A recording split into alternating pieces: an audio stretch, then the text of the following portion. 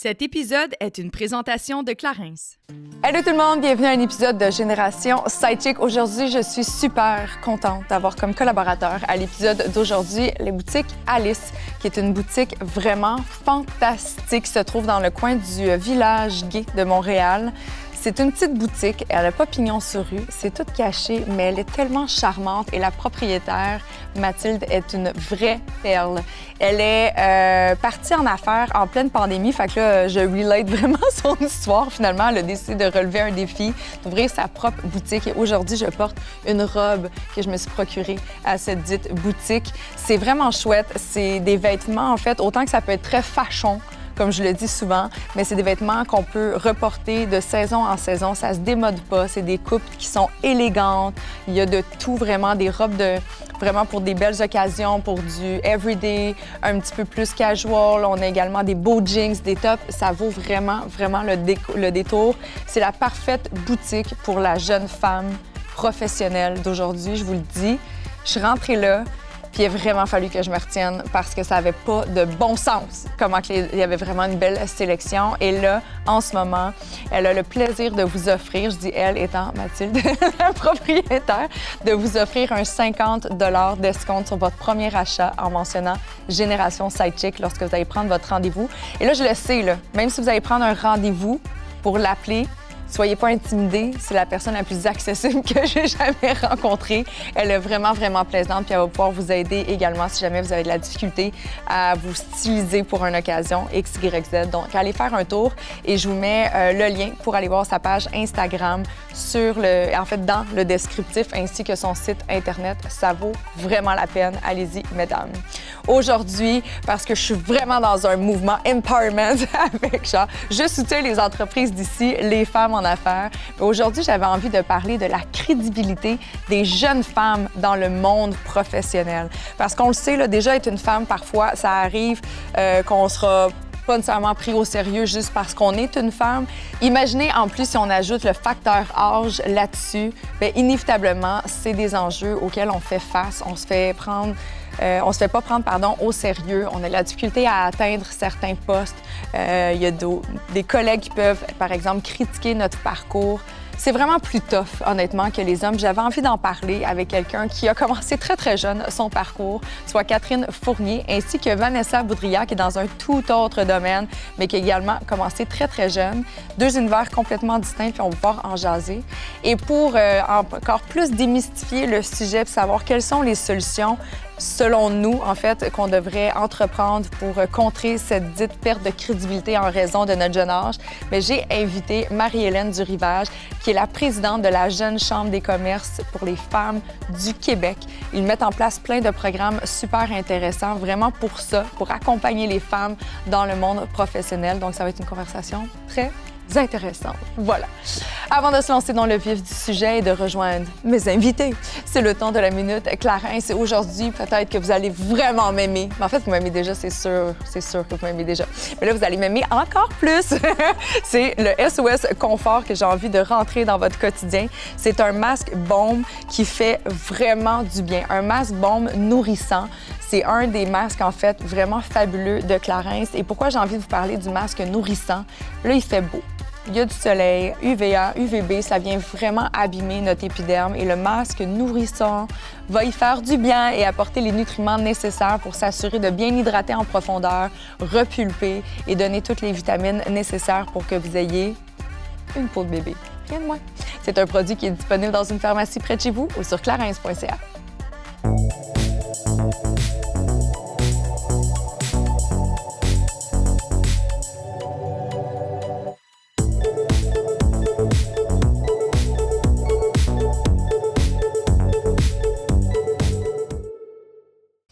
Salut, madame! Bonjour! Allô! Comment ça va? Ça va bien. Ça va et toi? Oui, ça va. Je suis contente, on dirait d'avoir mon salon plein. Oui, je suis comme, il y a une gang de filles! Oh, maman! Oh mon Dieu, j'ai failli me mettre à chanter du Marie-Chantal Toupin. T'aurais pu. Oh, Je vais me retenir. Ah, ben là, ça aurait été beau. Ça aurait été le fun. Bienvenue. Merci. Bienvenue à Génération Ça Sidechick. Contente d'être avec vous. Je suis très, très contente qu'on ait enfin une discussion sur un sujet que tu voulais qu'on aborde. En fait, j'ai adoré parce que Catherine elle m'a envoyé des petites pistes comme ça en début d'année. Puis elle dit, j'aimerais ça aborder ce sujet-là qui est la crédibilité des femmes, mais surtout des jeunes femmes dans le monde professionnel. Mais là, on parle de n'importe quel domaine, là. Tu sais, comme là, j'ai invité Vanessa. On n'est pas dans le même domaine. Oh non! Ben oui, mais non. Ben, Oui, mais non. Oui, mais connexe, mais c'est ça, très non, c'est connexe. ça qui est intéressant. Autant moi, je suis en politique, toi, tu es dans le monde des affaires, Ouais. Marie-Hélène, Vanessa, tu es dans le monde artistique, Kate, est plus dans le monde des médias. Bon, c'est sûr, il y a certains... Il y a Je danse certains juste pour liens, le là. Il y a certains liens, mais c'est ça, tu sais, de voir, on en parlait, tu sais, avant d'ouvrir les caméras, les micros, mais tu sais, on peut faire face à de la misogynie en tant que femme, on peut faire face à de l'âgisme aussi en tant que jeune. Je pense que les jeunes femmes, nécessairement, il y a comme une combinaison, mais en même temps, les choses évoluent, Ben oui. puis pour le mieux, tant mieux. Mais justement, plus on en parle, plus qu'on est sensible à cette réalité-là, puis plus qu'on peut évoluer Assurément. comme société. Je me disais que Génération Sidechick, c'était vraiment un bon lieu pour pouvoir en parler. Oui, c'est un safe place, vraiment. Puis j'avais envie d'inviter Marie-Hélène parce que tu fais partie, en fait, tu es présidente. Oui, présidente de la Jeune Chambre de commerce des femmes du Québec. Donc, je représente Bravo. ces femmes-là. Comme par magie, tu es assise avec nous aujourd'hui. Écoute, Ça oui. existe juste depuis 2018, hein, votre Oui, organisation. on va fêter notre 5e anniversaire en novembre. Fait que c'est tout jeune, puis c'est parti d'une gang de filles un peu comme ça, assis, qui dit, nous, on a le goût de représenter des femmes qui veulent se lancer en affaires, mais aussi des femmes qui veulent avoir des postes plus haut placés. Puis comment qu'on peut les aider là-dedans, puis leur donner la tribune à laquelle elles ont droit aussi, puis justement, cette crédibilité-là, les mettre sur le spotlight dans des conférences et tout ça. Puis c'est ce qu'on fait, j'allais dire à journée longue, ça c'est dans ma tête, mais à année longue aussi. Puis c'est beau de les voir, s'il y en a qui progressent au sein de ça, il y en a qui se développent dans l'entrepreneuriat ou qui décident qu'ils deviennent directrice générale, c'est super C'est intéressant. vraiment de l'empowerment, en fait. Ah, c'est clairement ça. Ouais. C'est ça que les femmes ont besoin aussi. C'est comme le petit putsch de confiance, le petit... C'est clairement ça. Puis dans toutes les activités qu'on fait, que ce soit des gens en devenir, que ce soit vraiment les conférences qu'on fait, l'élément central, c'est le syndrome de l'imposteur, puis c'est le manque de confiance en soi. Puis ça, est-ce que c'est la raison pour laquelle vous avez eu envie de créer cette jeune chambre de commerce pour les femmes-là? C'était quoi le besoin, la prémisse de ça? Le besoin, c'était à l'époque, parce que moi, j'étais pas là, les femmes disaient, les chambres de commerce ne nous représentent pas.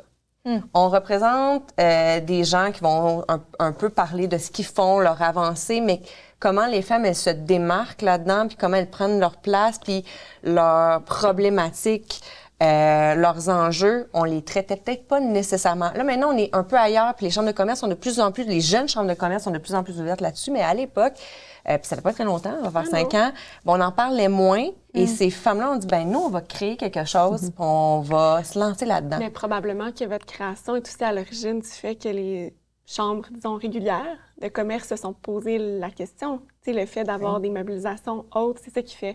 Puis c'est ça que je donne d'entrée de jeu, c'est qu'on progresse quand même rapidement, mais grâce à des initiatives comme celle-là. Oui, effectivement. Puis c'est bien parce que plus on en fait, plus les femmes viennent, puis plus les hommes viennent aussi. Dire, OK, on est curieux, puis ils viennent poser des questions, dire, mais est-ce qu'on vous ralentit tant que ça? Est-ce que ça devient un enjeu? Est-ce qu'on est encore un enjeu pour vous aussi? Puis comment on peut travailler ensemble aussi, être des alliés? Puis des fois, il y en a qui nous challengent. Je dis, ben moi, j'en ai engagé des femmes, puis sans que je le vois moins, ça. Donc, d'essayer de voir ces angles-là qu'ils ne voient peut-être pas. Nous, c'est important pour nous de les mettre en lumière aussi, puis de travailler avec eux pour s'assurer que dans le monde du travail dans lequel on vit, on est vraiment tout azimut dans une même entreprise, puis qu'autant les femmes que les gens d'un peu partout, on soit représentés aussi, puis qu'on ait vraiment cet équilibre-là aussi. Puis on travaille de plus en plus avec eux. Puis hier, on avait justement un événement, puis il y avait vraiment plus d'hommes que je pensais qui venaient discuter avec nous, puis qui étaient curieux, puis qui avaient envie d'apprendre qu'est-ce que les jeunes femmes, où ils étaient rendus, puis c'était quoi l'entreprise, puis travailler avec elles aussi. Il y en a même un qui avait une idée de dire « Hey, moi, j'ai envie de faire en sorte que tous les produits menstruels, ça passe, puis c'est gratuit. » Puis c'est un gars qui me racontait ça. Wow. J'étais comme « OK, wow, on est quand même ailleurs. » Mais c'était intéressant de voir qu'il était allumé là-dedans, puis que lui, c'était un projet pour lui, puis il avait le goût de travailler ça avec une femme, puis il disait « Moi, je peux pas arriver là, hypocrite là-dedans, puis dire que je connais ça. Ben, vraisemblablement pas. Mais il disait « Ben, j'aimerais ça m'associer, puis de voir comment on peut travailler ça ensemble. » Fait que c'est vraiment intéressant. Puis moi, en me lançant là-dedans, je pensais pas que j'allais rencontrer autant de gens allumés, de femmes qui ont soif d'apprendre, d'ambition, tu sais, des femmes intelligentes, brillantes, là, puis tu dis... Puis, on en parlait, t'étais où? Comment c'est ça que je te vois pas à la télé? Comment ça que t'as pas présenté, t'as pas pitché ton projet? Puis justement, tout le temps, je sais pas, ça va être correct, ça va être parfait. Je dis, même si c'est pas parfait, tu vas trouver quelqu'un qui va t'amener à cette perfection-là pour que tu puisses lancer tes choses. Mais ce petit push-là, ça manque justement quand on commence... soit en affaires ou même dans nos domaines. Puis c'est peut-être arrivé, c'est le syndrome de l'imposteur, de dire, j'arrive, puis je peux-tu parler? Je peux-tu être confiante? Je peux-tu arriver avec confiante, puis affirmer mes affaires, puis dire peut-être à la personne qui a 25 ans d'expérience, c'était le fun dans tes années, mais maintenant, ça l'a changé. Voici qu'est-ce que je t'apporte comme angle différent aussi. C'est pas nécessairement en opposition, juste comme non, effectivement. Tantôt, c'est comme une espèce d'introspection que tu génères, puis après, tu évolues ensemble. Effectivement, puis de faire avancer aussi les choses, puis j'ai l'impression qu'on n'ose pas, peut-être parce qu'on s'est souvent fait dire, regarde, la jeune, tu viendras me reparler quand ça fera 5-10 ans que tu auras été là, tu auras eu ton expérience. Est-ce que c'est un discours que tu as déjà reçu, ça, ou toi, Vanessa? Genre, hey, t'es trop jeune, ou calme-toi avec tes rêves, ou va pas là. On a-tu essayé de te freiner une fois dans ta vie en raison de ton âge ou le fait que t'étais une femme? Bonne question. Peut-être pas par rapport à mon âge, mais oui, parce que je suis une femme, c'est sûr et certain. Ah ouais? Je trouve que, mettons, si je prends plus l'aspect acteur, actrice, ben c'est sûr qu'on te met dans des stéréotypes typiques de comme, là, t'es une femme, tu vas jouer une personne sexy, tu vas jouer une mère, tu vas jouer ci, puis ça. Puis je me dis, ben non, on a le droit de faire autre que juste dans un rôle typique pour les femmes, si on veut. Mais sinon, non, pas nécessairement par rapport à mon âge. Je pense que ça a toujours été accepté, le domaine artistique, peu importe l'âge qu'on a. Quoique les femmes plus âgées pourraient dire autre chose. Totalement, c'est vrai, parce que, tu sais, mettons, si je pense à des comédiennes qui veulent devenir mères, ben là, ça peut peut-être les freiner, ou que c'est comme ça apporte un différent à un certain âge, il y a beaucoup de comédiennes qui disent qu'elles se sentent un peu rejetées du milieu de la télé, justement, parce que, exactement, ou parce que t'as pas encore, cette question de casting, t'es pas assez vieille pour jouer une vieille, mais t'es trop vieille pour jouer une belle femme. Ou il faut toujours que tu restes jeune, ou il faut que, tu sais, mettons, tu commences à avoir des cheveux gris, tu devrais peut-être l'éteindre parce que ça va te vieillir davantage. Tu sais, je trouve ça un peu dommage parce que ça reste encore une fois le choix personnel de chacun, tu sais. Puis, je faisais juste écouter l'entrevue de Bianca Gervais avec Patrick Huard, qui disait qu'elle s'est empêchée, mais pas empêchée, mais elle s'est comme moins freinée un peu, tu sais, d'avoir justement des enfants, ça lui faisait peur. Puis une année, elle était en tournage, puis elle s'est dit, ben, elle venait de faire une fausse couche, puis elle devait retourner le lendemain, puis ils n'ont pas donné l'opportunité de prendre un break. Mais là, il y avait trop de personnes sur le set, donc elle a quand même tourné malgré tout ça. Je fais comme, mon Dieu, quelle pression qu'on a envers les femmes pour continuer à performer. Puis je comprends que tu vas être comme une superwoman, mais à un moment donné aussi, il faut se retourner à c'est quoi l'essentiel, puis tu as besoin d'un break, puis c'est correct, puis c'est pas parce que tout le monde a le droit à ce petit break-là aussi. T'sais. Donc, oui, le côté âgiste, le côté de choix de devenir justement parent, de choisir un casting X, un look X, ça reste personnel à chacun, mais on est tellement identifié sur le casting, donc c'est un peu dommage là-dessus. Puis pour des gens qui ne connaissent pas ça, selon moi, tu sais. Donc, c'est ça. Oui. Assurément. Puis côté crédibilité, tu sais, toi, je sais, Kat, de toute évidence, tu n'as jamais eu de problème avec te sentir crédible là où tu étais. Parce que tu as quand même ouvert des grosses portes. Non, c'est ça, exact. Mais en même temps, tu sais, Marie-Hélène, tu as raison de dire que il faut qu'il y ait des lieux, des occasions qui permettent de bâtir sa confiance. Oui, Puis, assurément. Moi, c'est juste que je suis tellement reconnaissante aussi parce que je le sais qu'être une jeune femme en politique comme je l'ai été, en tout cas du moins, j'ai été élue députée à 24 ans, mais reste quand même la 5e plus grande ville du Québec à 29 ans. Honnêtement, il y a 10 ans, je pense même pas que ça aurait été possible. 10, 15, en tout cas, je veux dire, les choses évoluent vite. Puis j'ai l'impression, même si, écoute, là, je peux te donner des anecdotes ou certains écueils que j'ai vécus, mais de façon générale, tu sais, les portes étaient quand même ouvertes pour moi. Tu sais, j'ai pas fait face à des immenses barrières structurelles, tu sais, pour prendre ma place en politique. Puis je me dis qu'on doit tellement, tu sais, aux générations de femmes qui nous ont précédées, qui ont ouvert la voie. Après, il en reste, là, puis il reste des biais pour plein de gens dans la société, mais je me dis, wow, c'est quand même, on franchit des pas importants.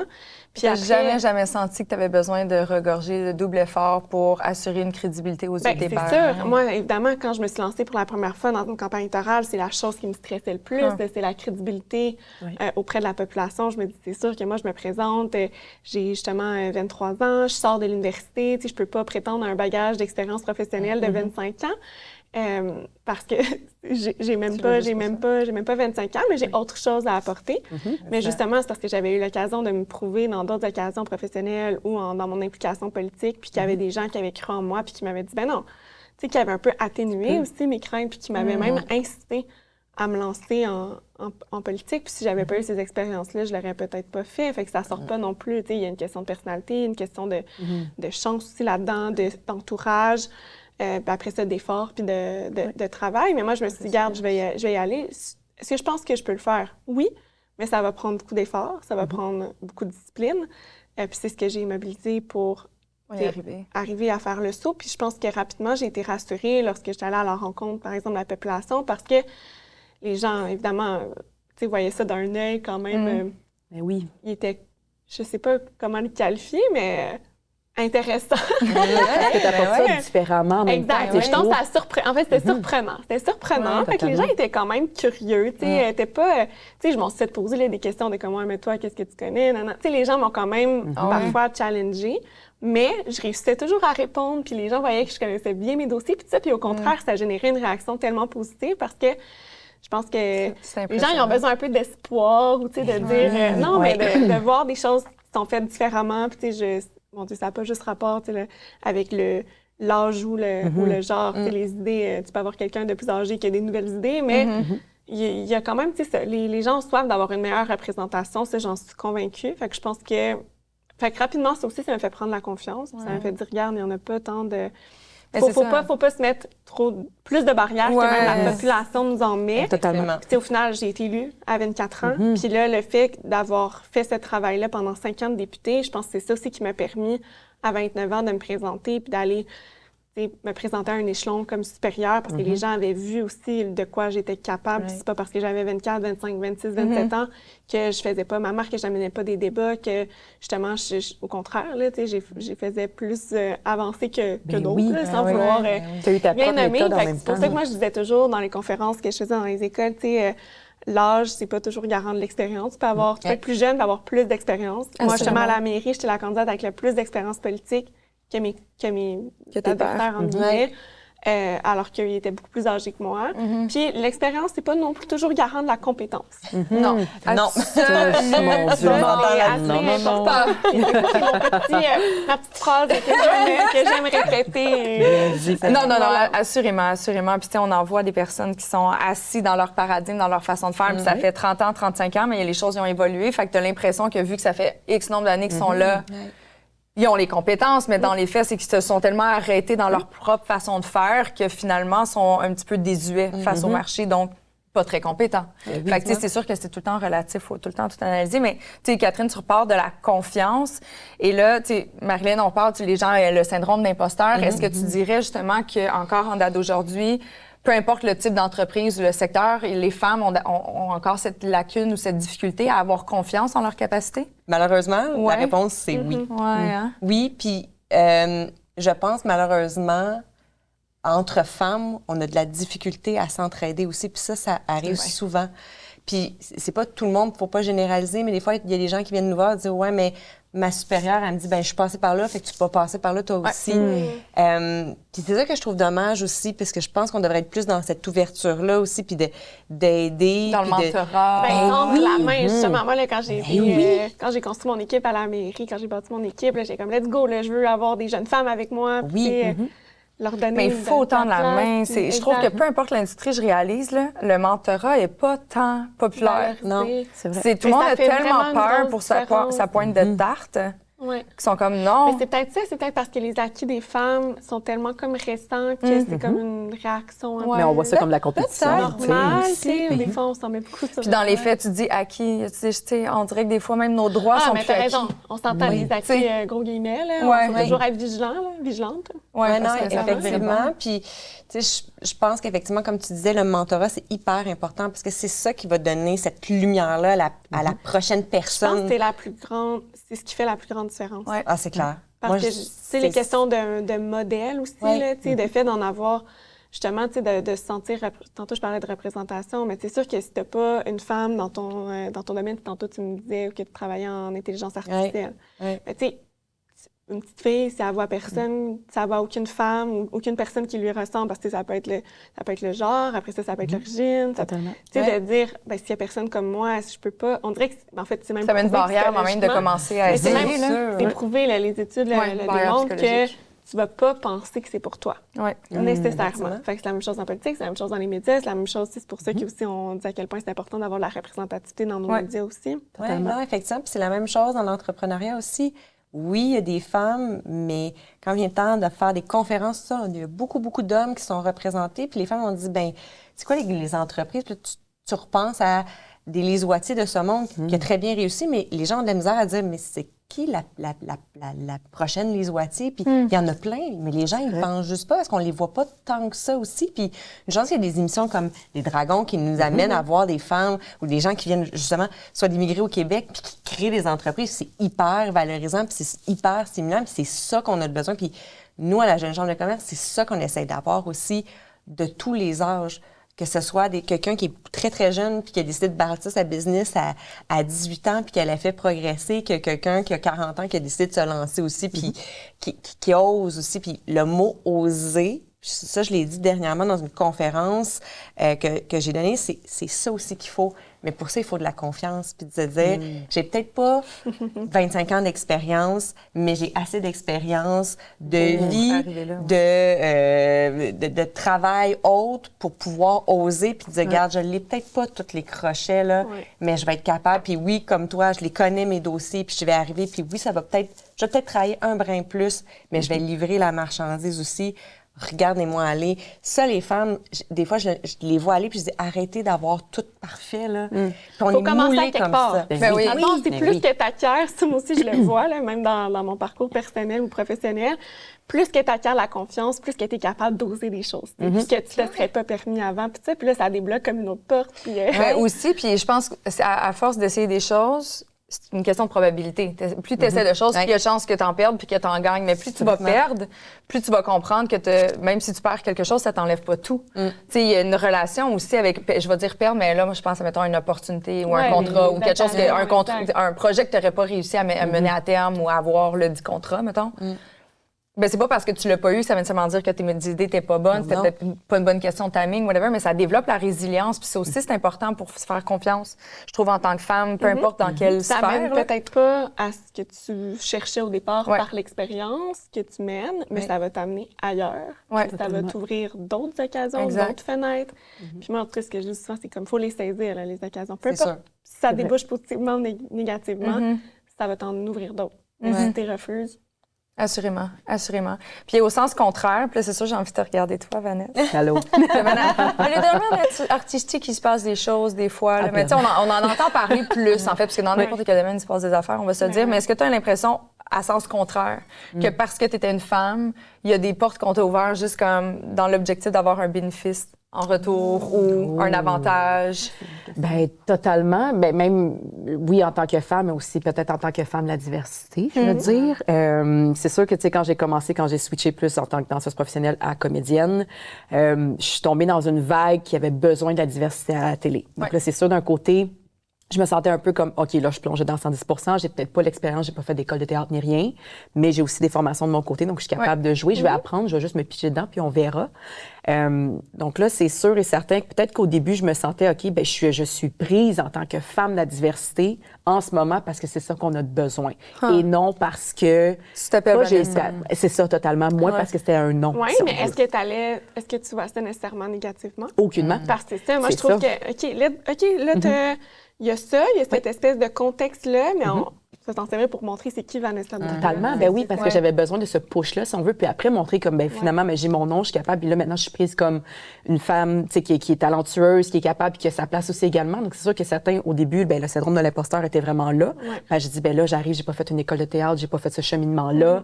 On me prend que pour ma diversité, puis aussi parce que je suis une femme là-dedans, puis je comprends entièrement, mais après, je voulais pas être, parce que ça, on me l'a déjà dit dans le passé, on dirait que t'es comme une blague de service. Puis j'ai fait, non.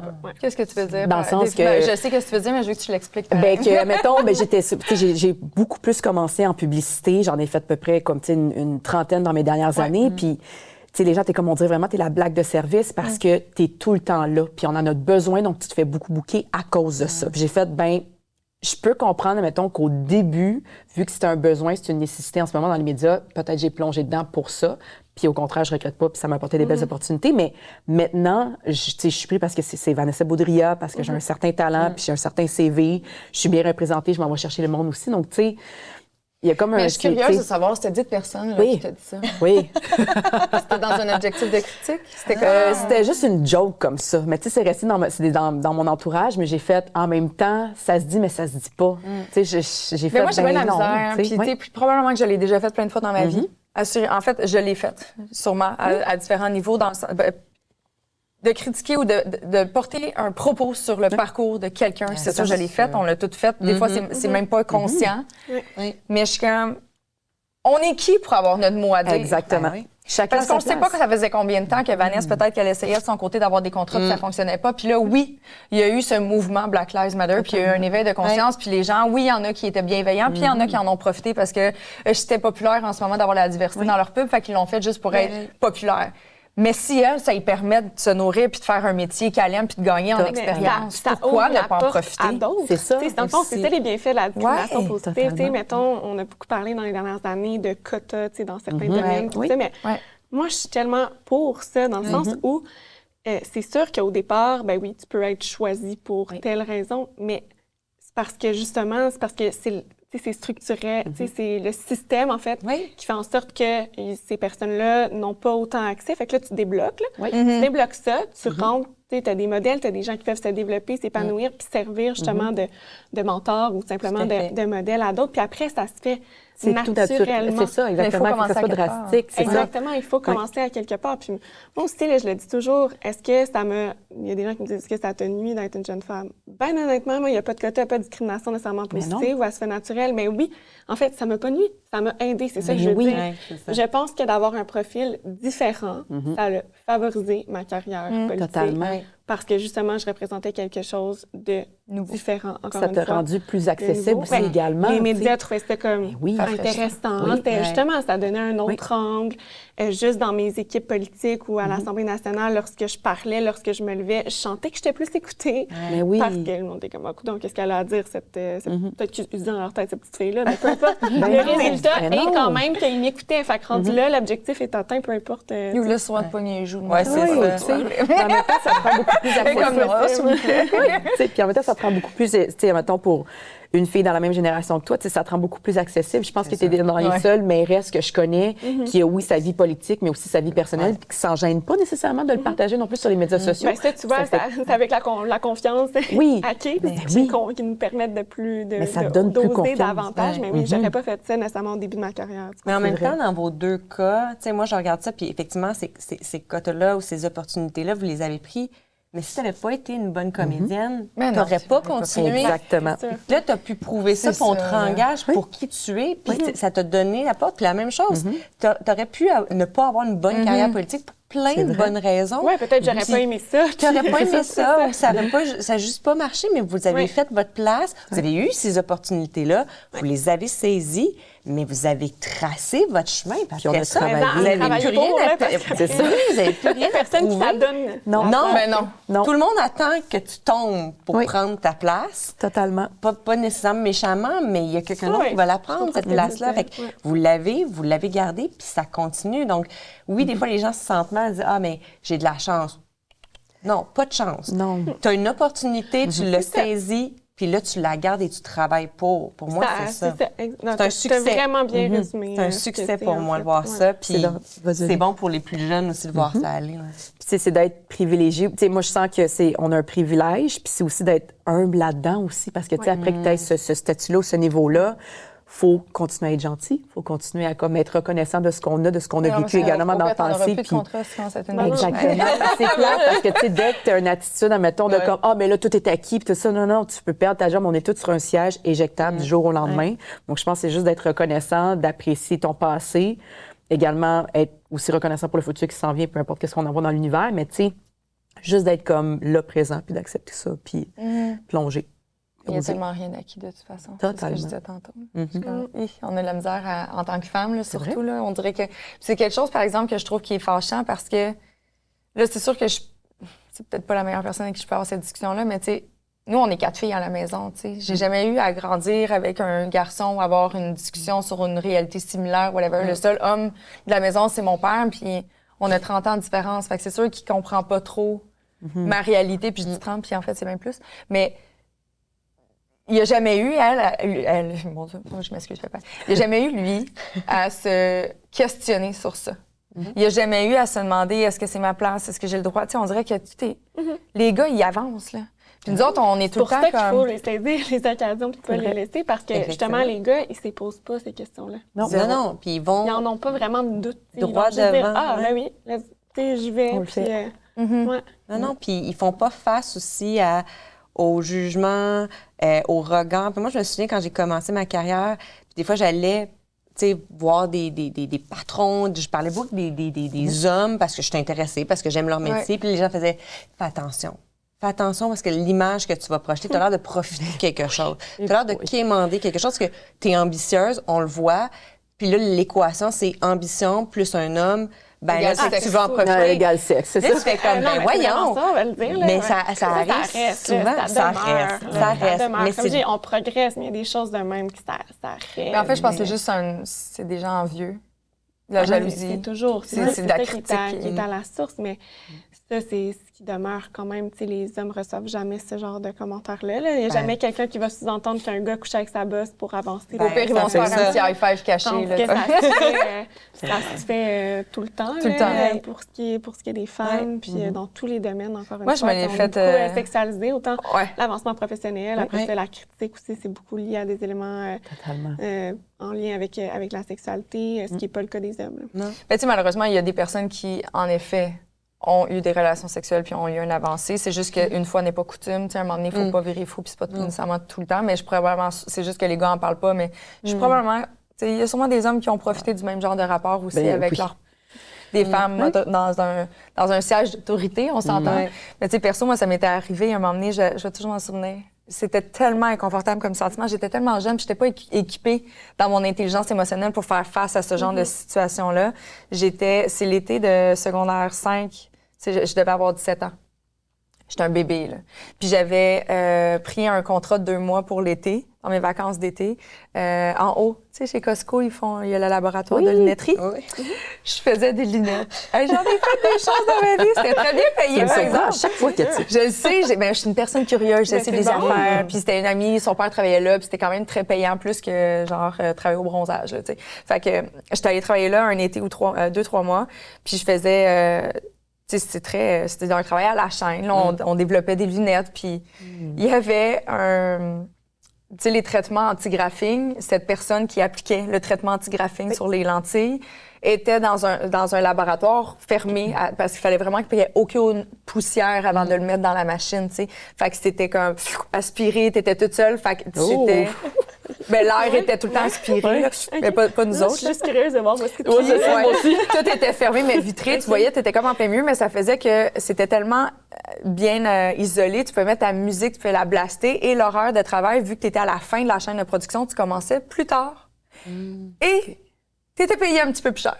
Genre de 2 pièces et demie. T'as-tu voulu faire ça? Puis moi, j'ai rien voulu. Je viens d'arriver, c'est un travail d'été. Là. Mon but, c'est pas de développer ma carrière en lunetterie. Là. Je suis comme... Mais le directeur, il trouvait que j'étais bien puis que je faisais ça. Puis moi, j'étais inévitablement la petite nouvelle. Au début, là, j'étais plate, là, ce que je faisais. Là, c'était très, très plate. Puis il me dit, ça te tente-tu? Elle s'en va en vacances pendant 2 semaines. Fait que tu vas avoir les mêmes conditions qu'elle pendant 2 semaines, tu sais. Puis je l'ai eu. Puis tout le monde, après, toutes les femmes ont commencé à pas me parler dans la cafétéria à l'heure du midi. Puis j'étais comme, qu'est-ce qui se passe?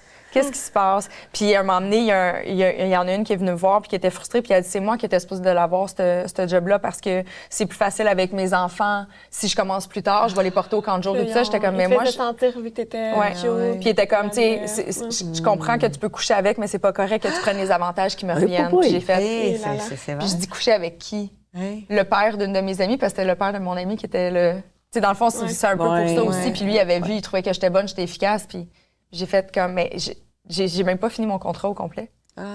J'étais pas bien, j'étais dans un environnement, je rentrais à tous les matins, puis même si c'était une durée limitée, à tous les jours, 5 fois par semaine, j'allais dans un laboratoire, puis tout le monde me dévisageait. Les personnes qui me parlaient dans la cafétéria, je me sentais pas bien. Moi, je pense que c'est les choses que j'ai trouvées les plus difficiles, dans le sens les commentaires des femmes, parfois. Là, tu sais, je veux dire, je pense pas que ça m'a pas freinée, mais tu sais, c'est des choses qui viennent quand même vraiment de chercher, tu sais, puis qui existent encore. Tellement blessant. Moi, justement, la première campagne que j'avais gagnée, ma concurrente, je veux dire ça comme ça, avait dit, comme partout sur les réseaux sociaux, que j'aurais jamais gagné, j'avais pesé 200 livres de plus, tu sais, laissant entendre que tu gagnes juste par ton physique.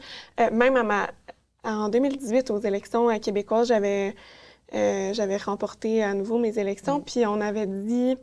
La candidate qui est arrivée deuxième avait dit là, dans les médias, elle avait dit c'est sûr, elle fait juste promener son joli minois partout, fait que ça lui donne un avantage. Tu sais, encore une fois, est-ce qu'un bel homme va se faire traiter avec ce même genre de propos? Absolument pas. C'est comme si... ça me fend le cœur que ça vienne justement de femmes. On a l'impression d'être des alliés, mais on l'est pas du tout. Non, mais des femmes, c'est parce que je pense qu'on a été conditionnés avec la société à être l'une contre l'autre, puis justement à alimenter cette espèce de jalousie, d'envie, de crainte. C'est un peu comme diviser pour mieux régner, là, peut-être, d'abord. Assurément, on en avait parlé dans un autre épisode avec Léane, qui s'était emportée, d'ailleurs. Tu sais, mettons, on prenait l'exemple de Cendrillon, un film culte dans lequel on a tous rêvé d'être Cendrillon, mais quand tu vas au bal, c'est les femmes en compétition pour un homme. Tout le monde se présente qui est la plus belle, la plus charmante, qui danse le mieux, fait la meilleure révérence. Toutes les femmes, on a été conditionnées, consciemment ou non, à être en compétition l'une ou l'autre. Tu sais, c'est le chum, il s'en va avec la plus jeune ou la plus belle ou la plus... Tu sais, c'était... Ça a toujours été comme ça, mais ça, il faut enlever ça de notre façon de réfléchir, tu sais. Puis il va continuer à avoir des gens qui vont être en compétition contre nous ou contre nous, peu importe, mais tu sais, j'essaie... En tout cas, moi, personnellement, j'essaie de même pas voir le genre. Parce que sinon, ça devient trop comme... J'ai l'impression d'être en guerre contre ma nation. Totalement, on est s'entraider, tu sais. Je veux pas aller là. Je veux pas aller là. Mais ça repart encore de la crédibilité, tu sais. Mettons mon exemple de laboratoire Costco, tu sais. C'est comme si on était incapable de voir mes compétences ou que j'avais la crédibilité de prendre ce poste-là pendant 2 semaines seulement parce que j'étais une jeune femme. Il a fallu qu'on assesse ça, évidemment, qu'elle a couché avec. J'étais une mineure en plus. C'est des accusations qui étaient graves, là. Effectivement. C'était un petit peu débile. Juste parce que par ton statut de jeune femme, voyons, c'était pas comme logique que tu puisses avoir accès à ce poste-là. Aussi naturellement, aussi. Non, t'as raison, mais c'est quand même très triste. Ça demeure. Ça demeure encore. Dans les commentaires. Mais comment vous pensez justement qu'on peut peut-être influencer? Parce que, tu sais, on se dit le mentorer, mais si nous, on veut devenir des bons mentors des mentors pour la relève de demain, comme ça serait quoi? C'est d'amener les plus jeunes avec nous? Comment qu'on fait pour essayer de briser cette barrière? C'est clair. C'est de travailler avec ces plus jeunes-là, de leur montrer des bons côtés aussi, puis de les amener à progresser. Puis moi, il y a comme gestionnaire, il y a beaucoup de coaching que je fais pour amener les gens à réfléchir aussi, à dire comment tu te sens dans cette situation-là, qu'est-ce que tu ferais aussi, les aider à se développer aussi comme personnes qui veulent performer, qui veulent aussi prendre leur place aussi, mais c'est de travailler avec elles, leur montrer des exemples aussi de réussite, ça c'est super important, mais c'est de voir collectivement entre femmes comment on peut s'entraider aussi, puis dans notre entrepreneuriat, c'est ça qu'on essaie de faire, c'est de dire quelqu'un qui est déjà bien établi, comment elle peut justement mentorer une plus jeune, puis l'aider à pas passer par les mêmes chemins plus difficiles aussi, puis de montrer la voie au lieu de dire c'est une compétition contre moi, fait que je veux pas l'aider aussi. Donc, je pense que de faire preuve de bienveillance, c'est déjà un grand pas aussi là-dedans pour aider les plus jeunes aussi, puis juste ouvrir notre porte, puis ouvrir la discussion aussi comme ça, de parler un petit peu de nos enjeux, comment qu'on le vit, puis par quoi qu'on est passé, nous, pour arriver, puisque je dis nous, comme si j'avais 60 ans, mais à l'aube de la quarantaine,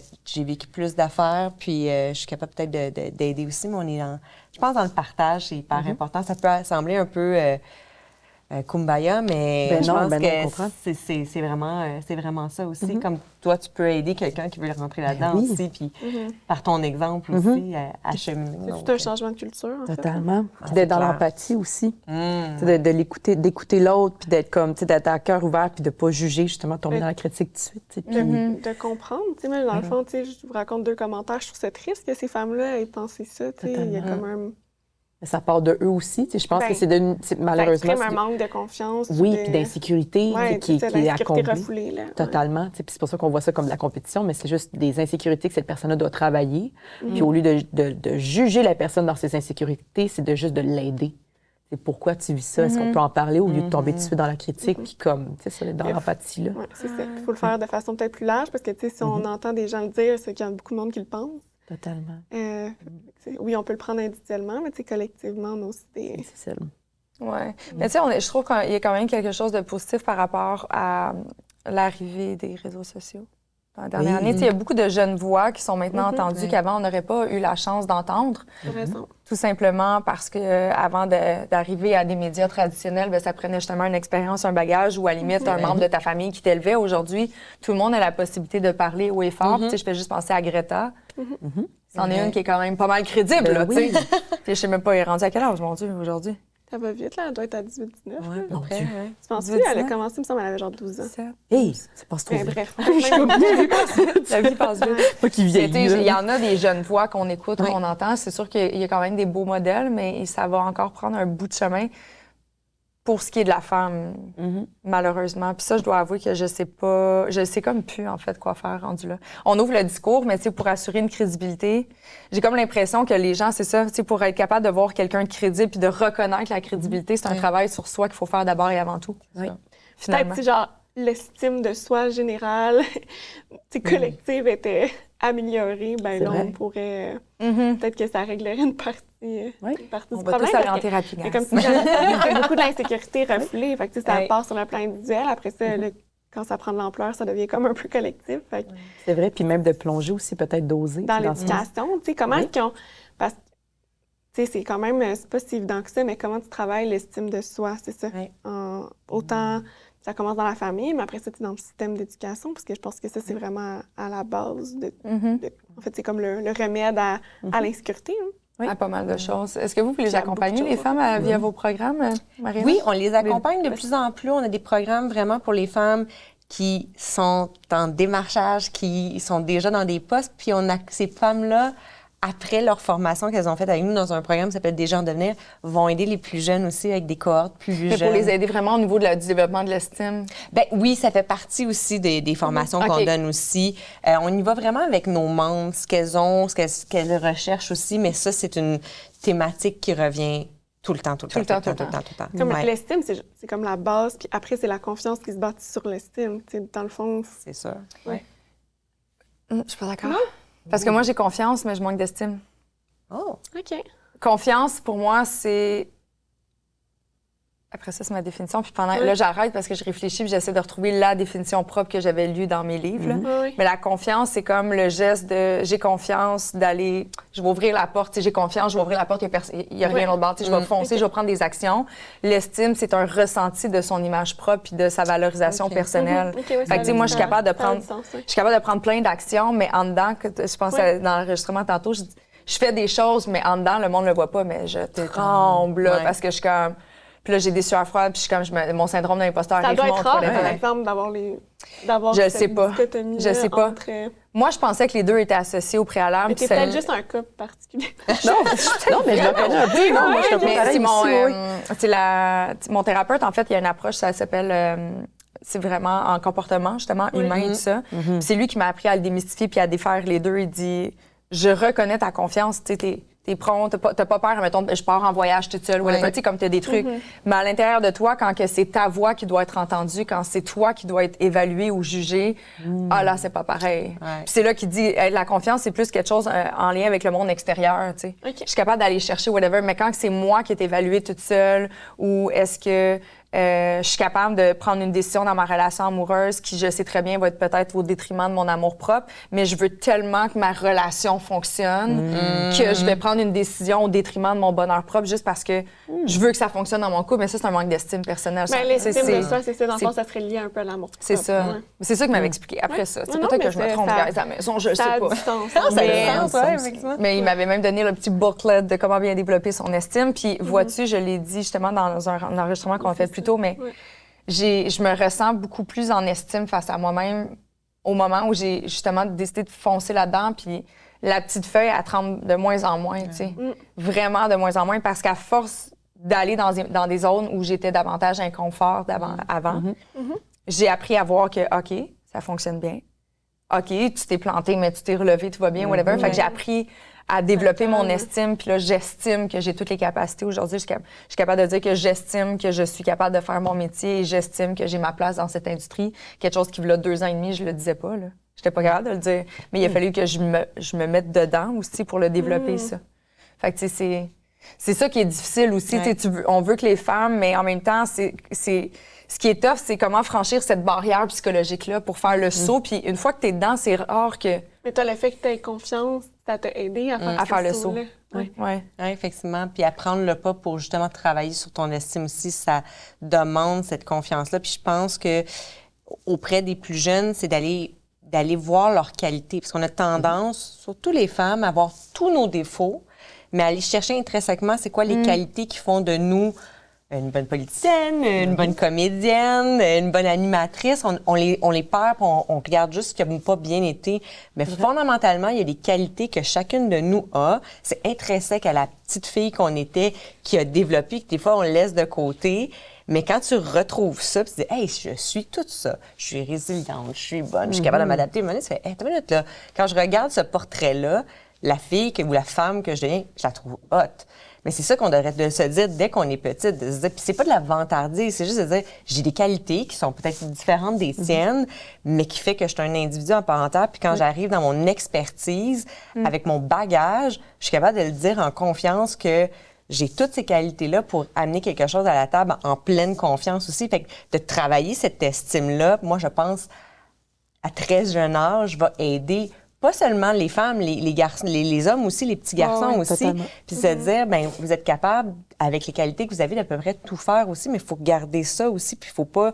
La vie fait en sorte qu'on les oublie, ces qualités intrinsèques-là. Puis on arrive, puis à un moment donné, on se met à douter, on se met à manquer de confiance en ça. Puis c'est là qu'on commence à manquer de crédibilité, parce qu'à un moment donné, on se perd, on prend des risques, on n'ose plus, on est gêné, puis la confiance qui nous amène à être très solide, on l'a plus, puis les gens se mettent à douter, puis là, nous, on se met à douter, puis spirale infernale. Tu as raison, puis on a tendance, malheureusement, trop souvent, comme tu l'as très bien mentionné, à associer l'estime avec comme une espèce de vantardise. Oui.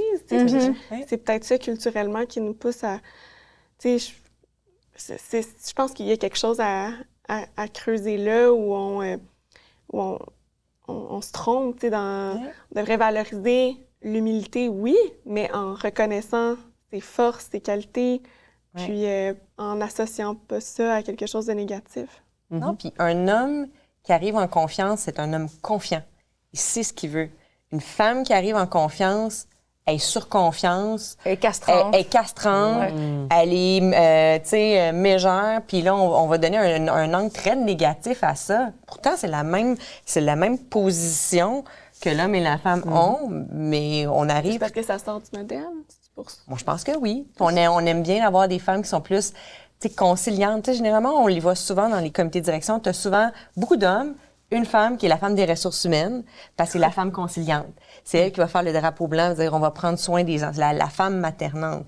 On voit moins de femmes qui sont plus axées, qui sont au niveau des finances, au niveau des opérations, puis comme let's go guys, on fonce, tu sais. En même temps, si je prends mon expérience politique, on a souvent valorisé, justement vu que c'est un domaine d'hommes, maintenant on a atteint la parité dans la plupart par exemple à l'Assemblée nationale, ce qui est très bien. On a d'autres pas à faire dans d'autres instances, notamment municipales. Mais somme toute, ce qu'on valorise quand même, c'est des femmes qui vont prendre des postures d'hommes. Par exemple, les femmes qui vont être plus douces ou plus... moins comme dans l'affrontement. C'est comme si on avait moins notre place en politique, parce qu'on s'attend quand même de nous à ce qu'on reproduise un modèle classique, donc masculin. Exactement. Puis moi, je pense qu'il faut faire des fois attention à ne pas valoriser justement ce profil de femme affirmée, conciliante. Puis je dis ça, je suis biaisée parce que j'avoue que je me reconnais plus dans cette catégorie-là. Moi, justement, je suis vraiment pas... Je déteste la confrontation. Puis après, est-ce que c'est un aspect féminin? Je sais pas. Moi, j'ose croire que c'est plus une question de personnalité. Puis qu'il y a plein d'hommes, peut-être, qui voudraient s'affirmer de cette façon-là, mais qui le font pas parce qu'ils ont l'impression que c'est pas ce qu'on s'attend d'eux, de la société. Moi, je cadre peut-être plus dans l'image qu'on s'attend d'une femme parce que ça, mais je pense qu'il faut contribuer à déstigmatiser, à juste permettre à tout le monde d'exprimer sa vraie personnalité, puis qu'on ait notre place dans toutes les sphères décisionnelles, que ce soit en affaires, que ce soit en politique, puis que c'est pas vrai qu'on a à reproduire un modèle. T'sais, autant qu'une femme peut être peut-être plus, je vais pas dire affirmée comme étant le contraire de ce que je veux dire, mais plus, il y en a peut-être qui aiment ça être un peu plus loud, plus affirmé, puis plus dans la affirmé, je sais pas, parce que je me considère quelqu'un d'affirmé, même si je suis dans la conciliation aussi. Mais, en tout cas, d'avoir je veux pas dire encore un style plus masculin, mais plus, je sais pas. Moi, je pense qu'on peut être les deux. On peut être affirmé, conciliatrice, on peut être tout ça en ayant ce côté doux aussi et bienveillant. Tout est dans l'approche, parce que tu peux confronter quelqu'un, puis tu peux y aller très agressivement, comme je peux te poser des questions en disant, OK, explique-moi ce que tu veux me dire, parce que là, on se comprend pas, puis j'essaie de comprendre. Fait qu'il y a aussi ça à enseigner aux femmes. C'est pas tout l'un, tout l'autre. Il y a des zones ça peut être un tout. Il y a des zones de gris aussi, puis il faut que tu t'adaptes là-dedans aussi, mais il faut jamais que tu changes intrinsèquement ce que tu es. Moi, de ma manière, je serai jamais la gestionnaire agressive. Je suis pas comme ça. Je suis plus genre, allô, on va se faire un petit déjeuner. mais dans la posture que je vais avoir, je vais te questionner, puis mon but, ça va être de dire, on va être affirmé, puis d'arriver là. Mais pour ça, il faut effectivement apprendre à bien se connaître aussi. Puis après ça, bâtir son estime, puis après ça, avoir cette confiance-là pour que quand j'arrive face à la table, je dis tout le temps adversaire, c'est pas un adversaire, mais avec quelqu'un avec qui je sais que je vais devoir débattre, mais là, j'arrive avec cette confiance-là parce que je suis alignée avec qui je suis alignée avec mes valeurs. Puis je connais ma crédibilité comme intervenante par rapport à quelque chose. Puis même si des fois, j'ai un petit doute, je vais me laisser l'humilité, on en parlait tantôt, de dire, regarde, je vais te revenir là-dessus. J'ai besoin de creuser là-dessus aussi. Mais moi, je pense, effectivement, puis t'en disais tantôt, je pense que c'est une façon de la société de voir comment on enseigne à nos gens cette estime-là de soi aussi, qui va aider après ça d'arriver plus affirmé, puis de bâtir cette crédibilité-là au fur et à mesure aussi. Je pense que ça va aider énormément. L'estime de soi, c'est sûr que c'est important, mais il y a aussi quelque chose qui... la définition de sa propre valeur. Tu sais, si on est ou on se définit via ses compétences, c'est sûr que lorsqu'on arrive devant quelqu'un qui est plus compétent ou qui a les connaissances plus adaptées aux besoins XY, mettons, dans une entreprise, tu vas le prendre tellement personnel, puis là, ça va venir teinter ton estime. Mais si t'es capable de juste comprendre que, encore une fois, c'est comme la thématique du journée, tu t'en vas prendre des choses de l'extérieur, des connaissances, c'est quelque chose que tu as appris, c'est des expériences, c'est un bagage, c'est un vécu, ça définit pas qui tu es dans ton ensemble. Tu n'as peut-être juste pas emmagasiné le même nombre de compétences que l'autre personne, puis ça veut pas dire que tu peux pas y arriver, par contre. Serre-toi-en, inspire-toi-en, rapproche-toi de cette personne-là pour être capable. Mais tu sais, d'arrêter d'être tout le temps comme en mode confrontation. Tu sais, j'aurais aimé à l'époque que cette dite dame se questionne par rapport à elle-même. Peut-être qu'elle l'a pas eu, 2 semaines de... Là, je trouve ça drôle parce que c'était juste 2 semaines. C'est juste 2 semaines. C'était tellement peu importe. Quand j'y repense, c'était comme tellement ridicule comme situation. Mais pour cette personne-là, c'était pas ridicule. Mais c'est ça, mais si toi, ton gestionnaire immédiat avec qui tu travailles depuis quelques années connaissait ta situation, connaissait tes enjeux de dépôt d'enfants au camp de jour et tout ça, puis il a quand même décidé de pas te le donner, passe-toi donc 2 secondes en revue sur pourquoi il me l'a pas donné. Qu'est-ce que j'ai fait? Qu'est-ce que j'ai dit? Quelles sont... Ou va le demander. Ouais, à la limite, tu sais. Au lieu de tout le temps être dans l'attaque de l'autre, c'est juste comme, il y a peut-être quelque chose que je dois travailler aussi sur moi ou une compétence ou... une aptitude ou un trait de... Tu sais, peut-être que des fois, justement, tu as une attitude de merde. Tu es peut-être full compétent, mais tu as une attitude de merde. Ceci dit, c'est sûr que les injustices, ça existe quand même. Oui, il va totalement. toujours en avoir. Totalement. Il va toujours en avoir, mais tu sais, à tout le moins, justement, de repartir justement d'une bonne connaissance de soi, développer son estime et de tenir la main pour la prochaine génération. Je pense que ça va être là. Voilà l'avenir, tellement. Merci beaucoup pour la discussion. C'était super intéressant, vraiment. Je sais qu'hier, vous aviez un événement intergénérationnel pour briser ces barrières-là. Il y en a d'autres à venir pour... Bien là, on est en train de refaire notre planification stratégique. Fait qu'en septembre, on va faire notre lancement parce qu'on est en train de revoir vraiment tout notre apport provincial. Fait qu'on va se promener un petit peu partout aussi pour aller représenter les régions. Leur réalité, c'est hyper important pour nous aussi. Puis on est en train de planifier aussi puis organiser dans notre tête un événement homme, mais pour parler d'enjeux de femmes. Ouais. Donc ça va être très intéressant d'aller voir des hommes qui sont des modèles aussi d'hommes qui ont donné des places à des femmes, qui ont cru ou qui ont porté un peu le flambeau aussi de mouvements, que ce soit féministe et tout ça.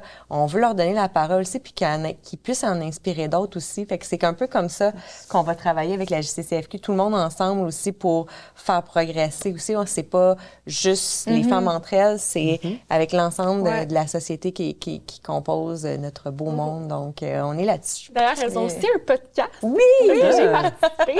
J'avais traîné. Oui!